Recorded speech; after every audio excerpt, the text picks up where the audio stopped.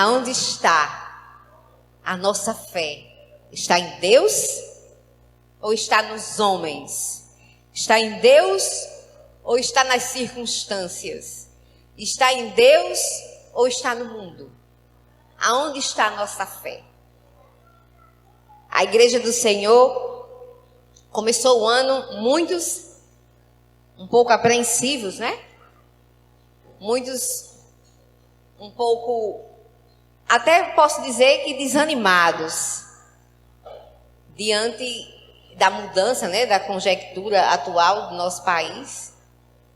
Muitos estão sem saber, né? Eu mesma iniciei o ano e perguntava, e agora, Senhor? Aí eu me lembro que uma certa vez, no meu devocional, eu orando, e o Senhor só dizia ao meu coração, não temas. O Senhor falou isso para mim várias vezes, ali naquele meu momento de manhã. O Senhor dizia ao meu coração, não temas, não temas, não temas. Repetiu aquela voz o tempo todo para mim, não temas, não temas, não temas. Amém? A nossa fé e esperança está em Deus, nosso Rei. Amém? Amados, nos foi passado um tema, né? Aviva, ó Senhor, a tua igreja. Tema bem oportuno, né?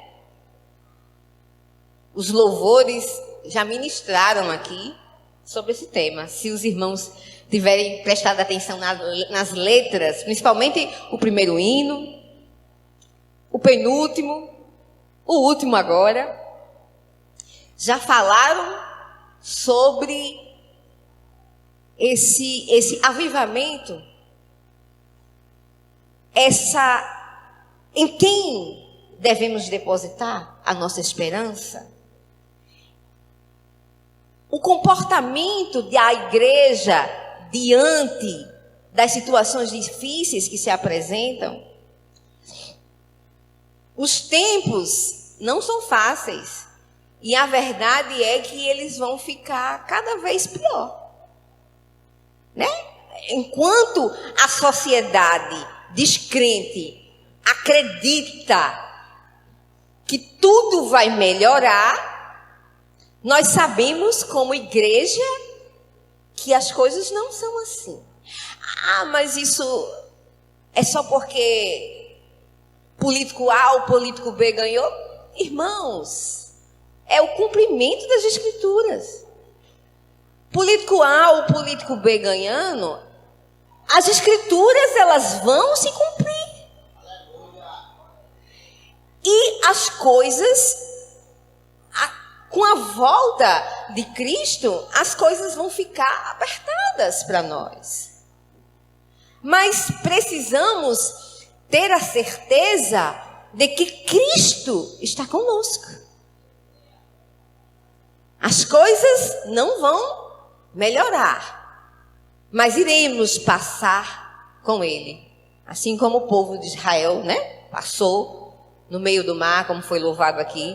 Iremos passar com o Senhor. Amém? Vamos, o pastor, né, já leu aqui a nossa leitura, o texto áureo da nossa ministração. Eu vou repetir e depois eu vou iniciar uma leitura dentro desse capítulo, desde o começo, para a gente chegar lá, né, na fatia do bolo, vamos dizer assim. Eu quero ler, né, o 31, do Atos, capítulo 4, verso 31. E tendo eles orado, moveu-se o lugar em que estavam reunidos. Outras versões dizem assim, e o lugar tremeu. E todos foram cheios do Espírito Santo e anunciavam com ousadia a palavra de Deus. Amém?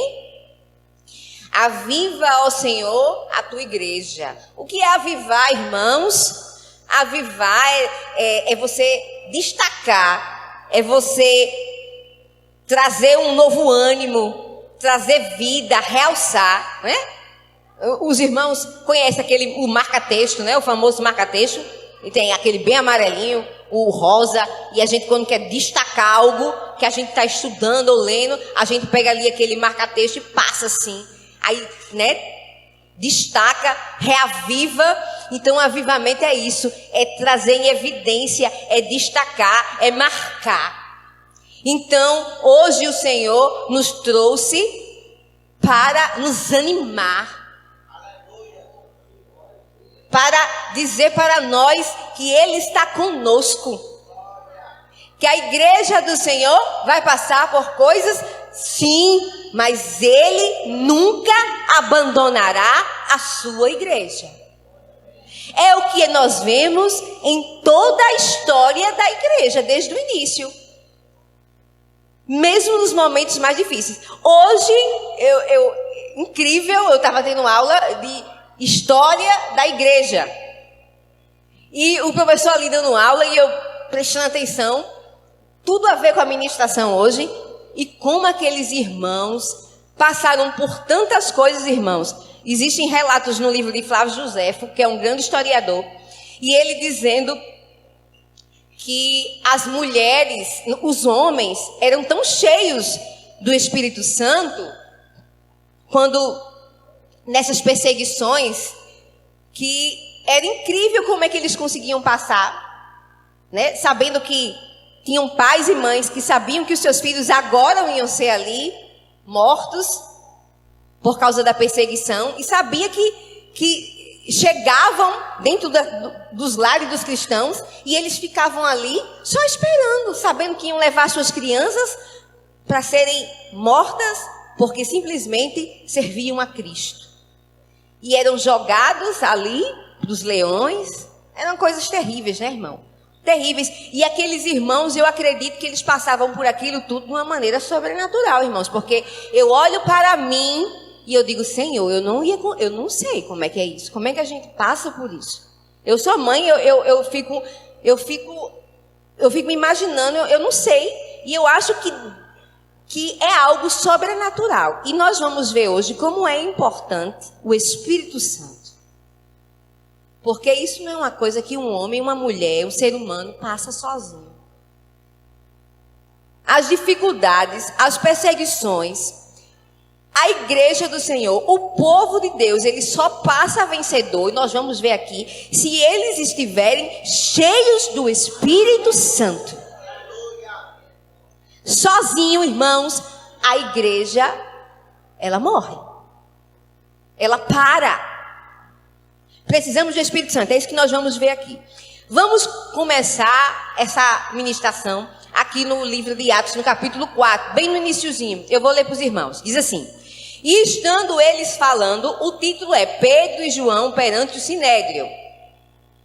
E estando eles falando ao povo, sobrevieram os sacerdotes e o capitão do templo e os saduceus. E doendo-se muito de que ensinassem o povo e anunciassem em Jesus a ressurreição dos mortos, lançaram mão deles e os encerraram na prisão até o dia seguinte, pois já era tarde. Vamos ficar. Eu quero que a gente se detenha aqui nesses 3 primeiros versículos. Nesses 3 primeiros versículos. E estando eles falando ao povo, vieram o quê? Quem é que estava falando ao povo? Os apóstolos. Em especial aqui era João e Pedro. E aí vieram os sacerdotes, o capitão do templo, os saduceus. E doendo-se muito, né? Eles estavam irritados, na verdade, porque eles estavam ensinando ao povo e anunciando em Jesus a ressurreição dos mortos. Principalmente, quem que se irritou muito, né, com isso? Os saduceus, que eram um grupo de pessoas que eles não acreditavam na ressurreição dos mortos. Por quê? Porque no Pentateuco não falava sobre esse ensino, e o Pentateuco era a única parte, né, lá da Bíblia, vamos dizer assim, hebraica, que era reconhecida e autorizada para ensinar. Então os saduceus, eles repudiavam esse tipo de ensino. Ressurreição de mortos? Não estava estava escrito ali, então não era autorizado falar. Não estava escrito no Pentateuco, ou seja, os 5 primeiros livros, né? Gênesis, Êxodo, Deuteronômio, Levítico. Não estava escrito ali. Não se falava sobre essa doutrina. Então, não era autorizado a se ensinar isso. E os discípulos, os apóstolos, eles estavam falando isso, estavam ministrando sobre isso. E aí vem os sacerdotes, e vem o capitão, e vem os saduceus, e lançam mão deles e encerram ele na prisão. Eles ficam ali presos, aguardando até o dia seguinte, né? Na custódia, vamos dizer assim, né? Audiência de custódia. 2 finais de semana trabalhei na custódia. Fica ali esperando outro dia para ser ouvido. Então eles ficaram esperando a noite, porque a noite não tinha lá naquela época, não havia.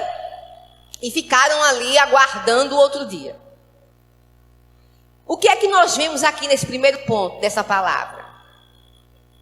Perseguição.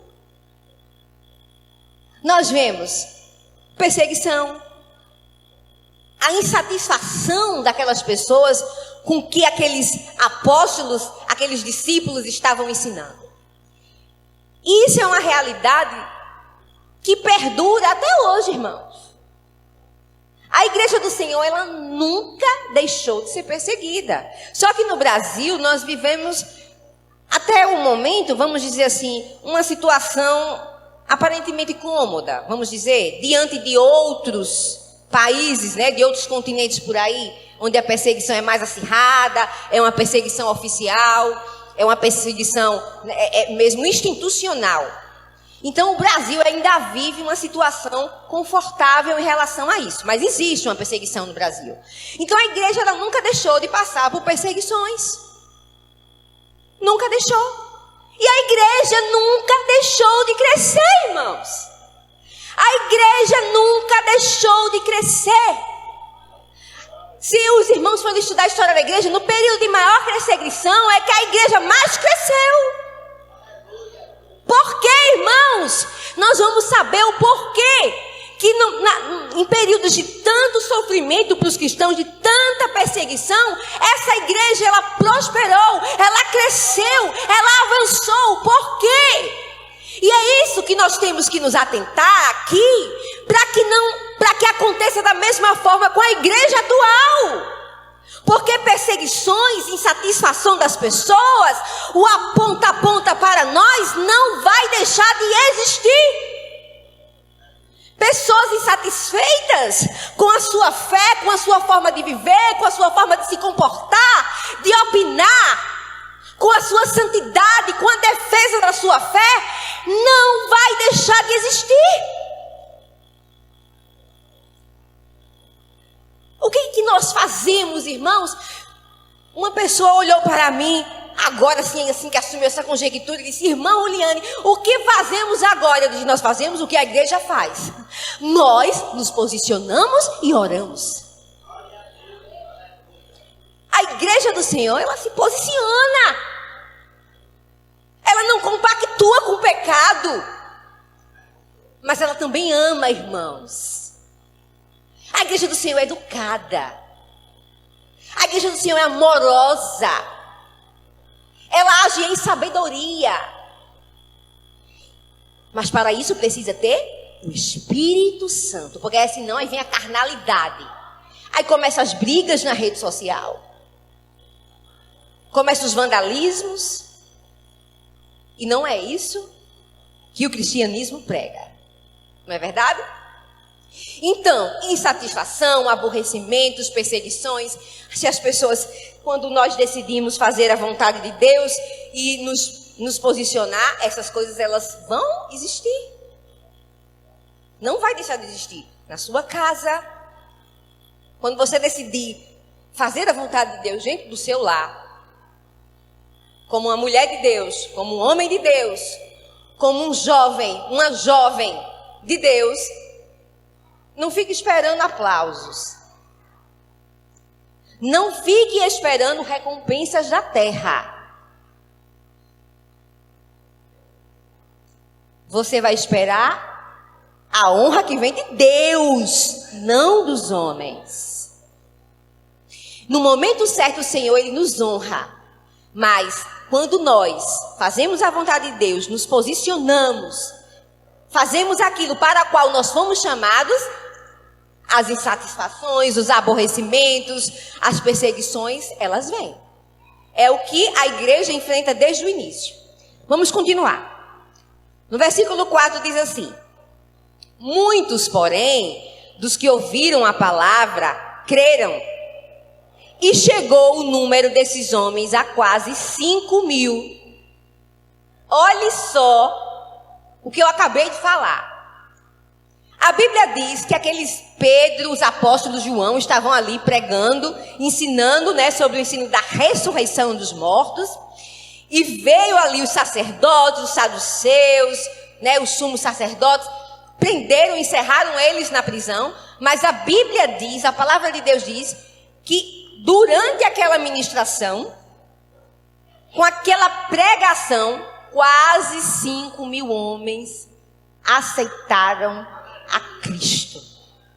Se os irmãos forem ler Atos, na verdade Atos inteiro, mas se vocês começarem o início de Atos, vocês vão ver que pouco antes, os apóstolos estavam, porque a irritação já vinha, porque eles haviam pregado e um aleijado tinha sido curado. Eles estavam ministrando e uma pessoa que não andava, um aleijado, tinha sido curado. E eles ensinaram, e a Bíblia diz que quando começou a igreja do Senhor, no dia de Pentecoste, tinham 120 homens ali. 120, prestem atenção. E a Bíblia diz que quando Pedro estava ministrando, foram quantas almas, alguém pode me dizer? Quase 3.000, não é? Isso? Quase 3.000 almas. Começou com 120. Muito mais do que 10 vezes, né? Aí Pedro, quando desceu ali o Pentecostes, ou seja, desceu o Espírito Santo, olha aí o Espírito Santo, quando desceu o Espírito Santo, Pedro ministrando, foram quase 3.000.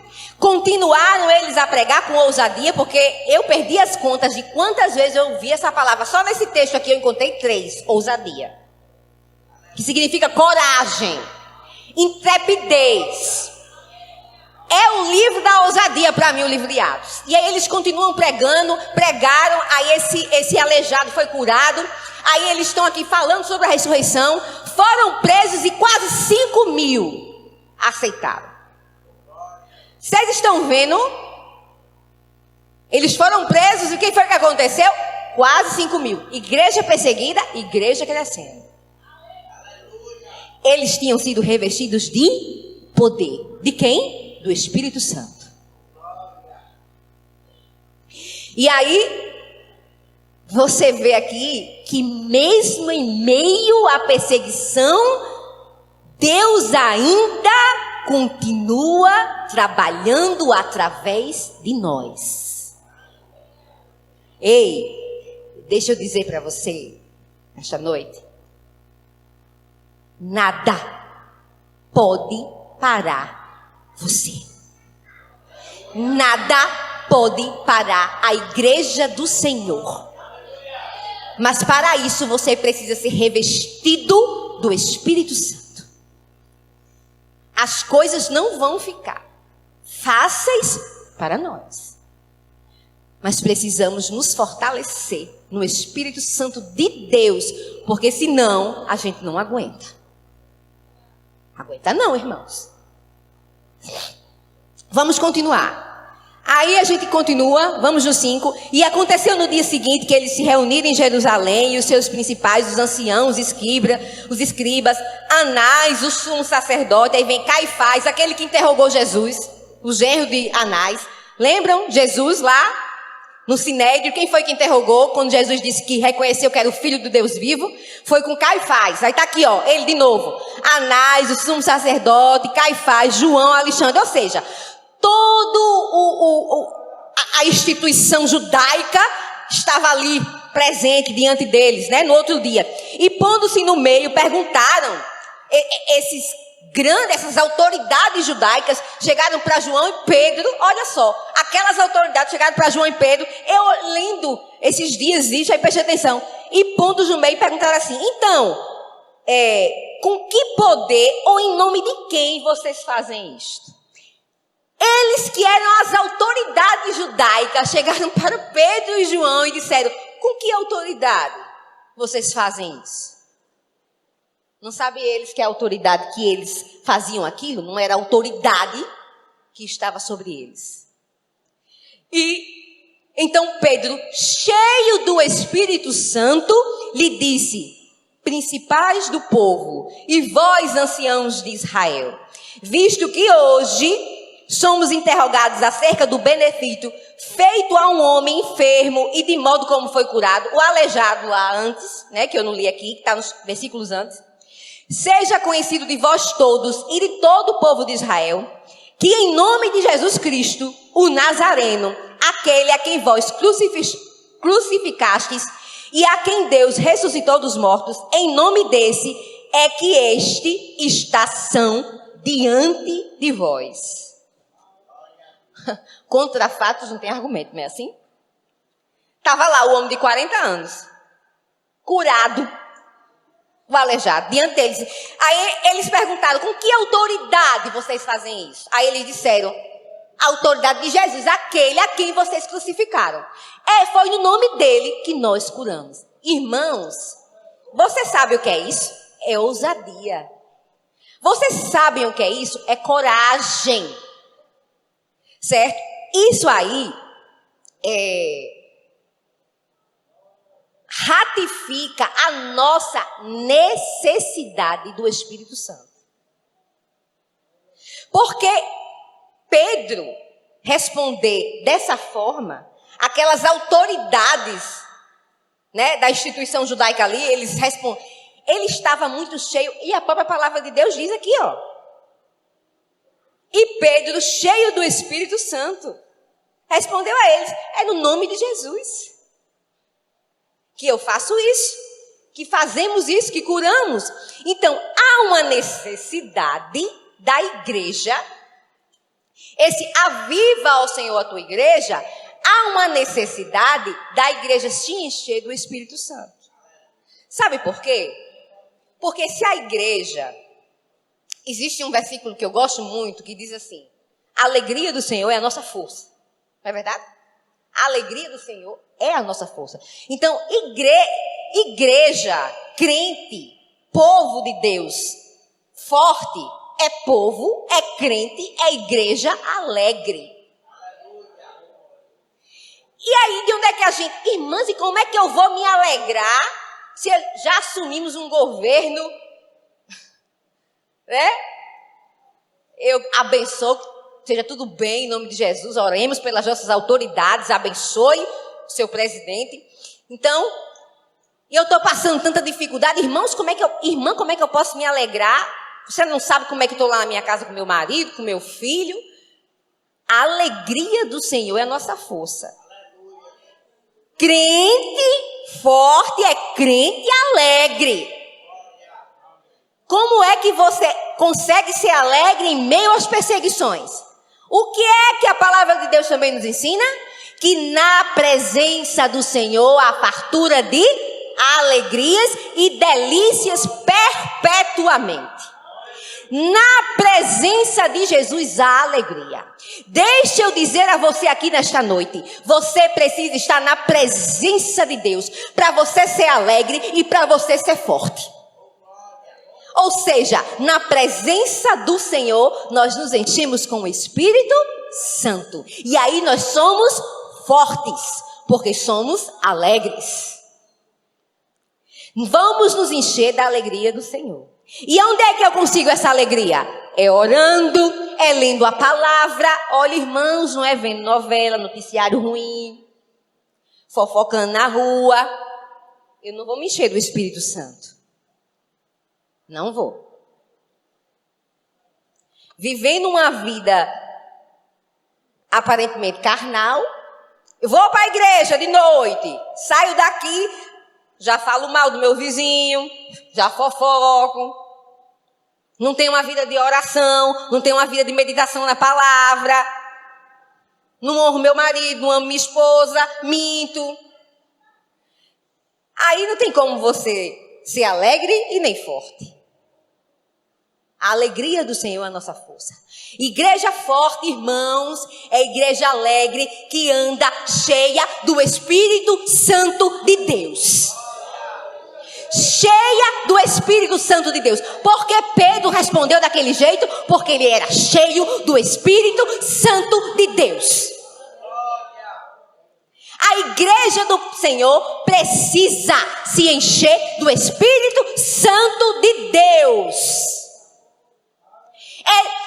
Para se encher do Espírito Santo, precisa estar em comunhão com Ele, precisa andar com Ele, estar na presença dEle. Tem que a igreja do Senhor separar um tempo para se santificar e buscar a presença de Deus. Não há outro caminho, irmãos. Não é só de oba-oba. Esse negócio, vivifica o Senhor. Aí é um culto aqui, o fogo desce, fala-se línguas estranhas, glória a Deus e aleluia. Eu sou do reteté, mas precisa-se ter comunhão com o Espírito Santo. Precisa-se ter uma vida de intimidade com o Senhor. Oba-oba não sustenta crente, irmãos. É a palavra, é a comunhão, é o dia a dia, irmãos. Eu vou dar um exemplo. Você é casado, a maioria aqui, né? Casado. Você não tem comunhão nenhuma com seu esposo. Intimidade nenhuma. Esse casamento dura, irmãos? Pode até durar, por conveniência, mas são infelizes. E na primeira luta, quebra. Agora, casal que tem intimidade. Esse casal não é feliz? Você vê de longe, irmãos. Há um negócio diferente ali. Casal que tem intimidade, eles são fortes, eles são unidos, ninguém quebra. A igreja do Senhor, ela é a noiva de Cristo. Ela precisa estar unida ali, íntima, apaixonada por Ele. Volte ao primeiro amor, se não existe mais. Saia daqui dizendo: Senhor, eu te amo, tu és lindo, me ajuda a sofrer as perseguições. Aleluia. É ousadia, irmãos, ousadia. Vamos continuar. Vamos para Atos 4:16. Diz assim: dizendo: que havemos de fazer a estes homens? Porque todos os que habitam em Jerusalém, é manifesto que por eles foi feito um sinal notório, e não o podemos negar. Mas, para que não se divulguem mais entre o povo, ameacemo-los, para que não falem mais nesse nome a homem algum. E chamando-os, disseram-lhe que absolutamente não falassem nem ensinassem no nome de Jesus. Ou seja, Pedro, com aquela ousadia, disse a eles, né, que eles faziam aqueles milagres, que eles anunciavam daquela forma no nome de Jesus. Aí eles reconheceram, viram. O milagre era notório. A palavra de Deus diz aqui no verso 16: o que vamos fazer com esses homens? Eles, as autoridades, dizendo: o que é que nós vamos fazer com eles? Porque todos os que habitam em Jerusalém, é manifesto que por eles foi feito um sinal notório. Em outras versões que eu li, diz assim: foi feito um milagre notório, era público, todo mundo viu o milagre. Aquele homem aleijado ali estava lá de pé, andando. Todo mundo viu o que o povo de Deus, a igreja forte e alegre fez. E aí eles disseram: o que é que nós vamos fazer? Aí olha só, eles pensando, em vez deles se arrependerem, se converterem com o milagre, não. Sabe por quê? Muitos vão achar isso. Acha que a gente está pregando, está anunciando, está fazendo milagre. Por que o povo não consegue se converter? Porque eles continuam compactuando com o pecado, com as posições, com a conveniência. A igreja não pode parar e ficar à mercê disso, não. A gente fala, a gente prega, a gente fala e ninguém se converte e as pessoas não acreditam. Avante, irmãos, avante. Eles continuaram e disseram assim: o que é que nós vamos fazer? A gente vai ameaçar eles, para eles não falarem mais o nome de Jesus. E disseram assim: vamos chamar eles e vão dizer que não falem nem ensinem mais no nome de Jesus. Agora é o teste de ferro. Eita Jesus! Eles estavam ali na audiência de custódia. Pense, você é preso, aí vem lá a pessoa e diz assim: olha, vocês correndo o risco de ficarem lá. Ou é solto ou é preso. Aí as autoridades dizem: olha, vocês não podem mais falar no nome de Jesus, nem ensinar no nome de Jesus. E agora, irmãos, o que é que a igreja faz? Se posiciona. É difícil. É duro, irmãos. E eu vou ficar preso? Só Jesus é quem sabe. Jesus, foi o que Jesus disse na palavra dele? E por meu nome sofrereis o quê? Perseguição. Serão mortos, perseguidos, açoitados. E aí sabe o que foi que Pedro disse? Respondendo, porém, Pedro e João lhes disseram: julgai vós, se é justo diante de Deus ouvir-vos vós antes a voz do que a Deus, porque não podemos deixar de falar do que temos visto e ouvido. Oh, aleluia, irmãos, que poder! Presos, eles estavam presos. E aqueles homens disseram: vocês não podem mais anunciar. Olha, de todas as formas, irmãos, vão tentar calar a igreja do Senhor. De todas as formas vão tentar nos calar. A verdade é essa.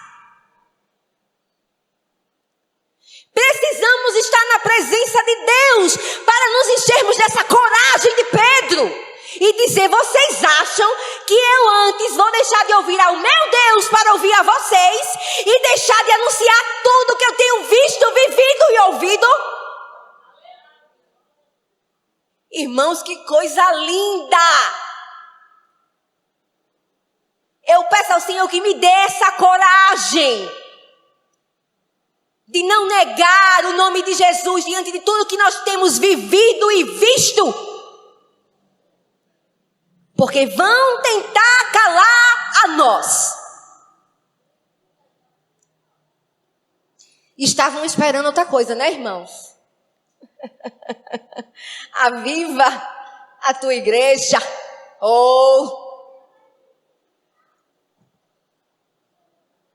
É forte, mas é necessário.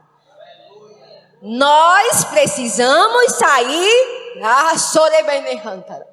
da zona de conforto.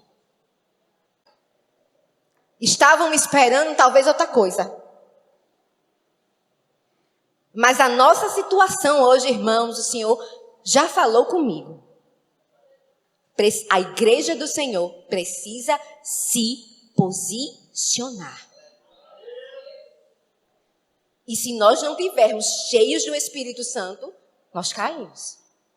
Porque é difícil, irmãos. É difícil. Vamos lá, que o tempo está passando. Eu vou pular para o verso 23 e 24. E soltos eles foram para os seus. Ai, eu acho isso tão lindo. E soltos eles foram para os seus. E contaram tudo o que lhes disseram os principais dos sacerdotes e os anciãos. E ouvindo eles isto, unânimes levantaram a voz de Deus e disseram: Senhor, Tu és o que fizeste o céu e a terra e o mar e tudo o que neles há.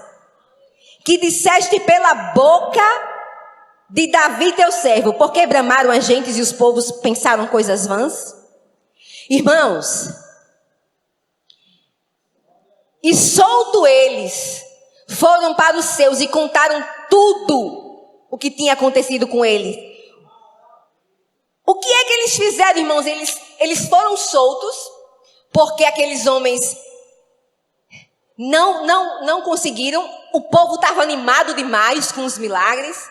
A multidão estava eufórica E aqueles homens acharam melhor soltarem aqueles homens, Pedro e João. E eles foram soltos porque era a vontade de Deus. Então, por isso que a gente não deve ter medo, irmãos. Porque o Senhor, Ele está conosco. Ainda não tinha chegado o momento, tão difícil para Pedro, ainda ia chegar. Aquele momento ainda era momento de livramento. Então, eles passaram pelas prisões, não negaram o nome de Cristo, agiram com coragem, com ousadia, pregaram a palavra, vidas aceitaram, pessoas foram curadas, aqueles homens soltaram eles, mesmo tendo ameaçado eles, soltaram eles. E quando eles saíram daí, qual foi a primeira coisa que eles fizeram, irmãos? Eles correram para o seu povo. Eles correram para a igreja e foram contar tudo. Olha aí, comunhão. A Bíblia diz no 24, e ouvindo isso, eles, unânimes, levantaram a voz a Deus e disseram: Senhor, Tu és o que fizeste os céus e a terra e o mar e tudo que neles há. Eles adoraram a Deus, eles saíram dali e foram ter comunhão, foram testemunhar tudo que Deus tinha feito, levantaram suas mãos e adoraram a Deus. Atos 2,42 diz o quê? E é na comunhão, e no partir do pão, e nas orações. Igreja forte, igreja alegre, igreja unida. Oh, quão bom e quão suave é que os irmãos vivam em união. É como óleo precioso ao óleo da unção que desce sobre a barba de Arão. Olha aí o Espírito Santo caindo em cima da igreja unida. Igreja que tem comunhão. A igreja de Atos era uma igreja que tinha comunhão, irmãos. Você não vai ser crente sozinho em casa, não. Precisa estar aqui, juntinho. Ai, mas o irmão é chato. A irmã tem uma cara azeda. Ai, mas vem, irmãos. Ai, eu vou pro culto só para adorar a Deus. Eu achava isso antes. Sabia? Que nos meus primeiros anos de crente, eu toda orgulhosa, vou para a igreja para adorar a Deus. Aí uma vez o Espírito Santo me deu uma lapada grande lá em casa. Disse: você vai para a igreja para adorar e para ter comunhão com os irmãos. O objetivo do culto não é só adorar a Deus, é primeiro adorar a Deus, sim, mas também é para ter comunhão com os irmãos. Abraçar o irmão, dar aquele abraço gostoso, dar a paz do Senhor. Irmãos, isso fortalece. Porque se as coisas ficarem difíceis para nós, é aqui um junto com o outro que a gente vai fortalecer. Meu irmão, não tenha medo, nós vamos conseguir, você vai vencer, Deus está contigo. É aqui, na comunhão, no partir do pão e nas orações. Igreja forte, igreja alegre, igreja unida e cheia do Espírito Santo de Deus. Mesmo depois de tudo que eles passaram, que eu acho lindo, irmãos, é que eles passaram pelas prisões ali. A igreja não estava com eles, não. Eles estavam sozinhos lá, Paulo e Silas sozinho lá. Aí aqui Pedro e João, tudo sozinho. Paulo, quantas vezes ficou sozinho? Os melhores amigos de Paulo, do seu ministério, durante as prisões dele, abandonaram Paulo. Mas a Bíblia diz que eles não se sentiram autossuficientes. Eles foram presos sozinhos, passaram pelo sinédrio sozinhos, pelas acusações. Mas quando eles saíram de lá, eles correram para o povo de Deus, para a comunhão, porque eles reconheciam a necessidade de estarem unidos, para que desça o óleo precioso. A unção sobre o povo de Deus. É diferente, irmãos, quando desce a unção sobre a igreja e quando desce a unção só sobre você. É diferente ou não é? Um é melhor do que dois. Ou dois é melhor do que um, né? Amém? Para finalizar, vamos lá. E aí a gente vai pro 30, né? Enquanto estendes a mão para curar e para que se façam sinais e prodígios pelo nome do teu santo filho Jesus, e tendo eles orado, moveu-se o lugar em que estavam reunidos e todos foram cheios do Espírito Santo. E tendo eles orado, olha aí a comunhão, a oração, aquele lugar tremeu, irmãos, tremeu.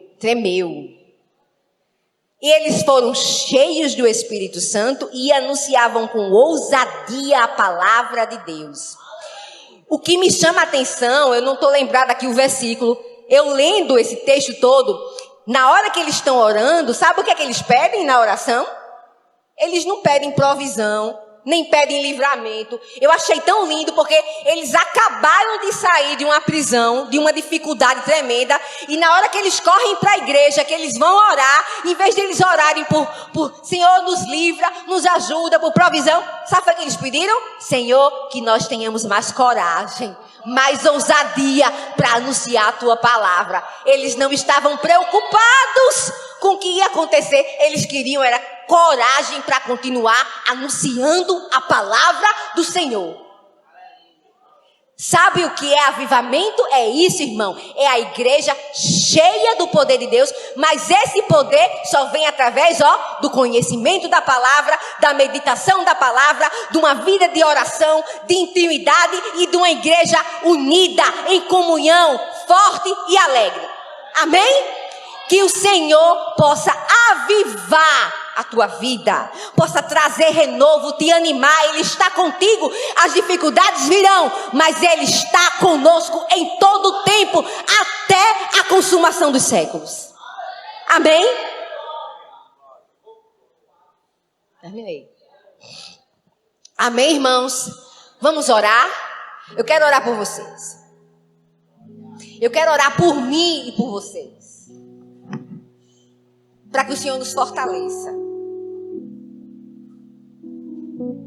para que o Senhor nos encha com o Espírito Santo dele. Irmãos, como eu preciso. Como eu preciso dessa ousadia, irmãos, para anunciar a palavra. Se você se sente que está assim, irmãos, eu estou tão fraquinha, vem aqui que eu vou orar por mim e por você. Para que o Espírito Santo de Deus nos encha com o seu poder. E que a gente não desista. O Senhor tem planos para nós.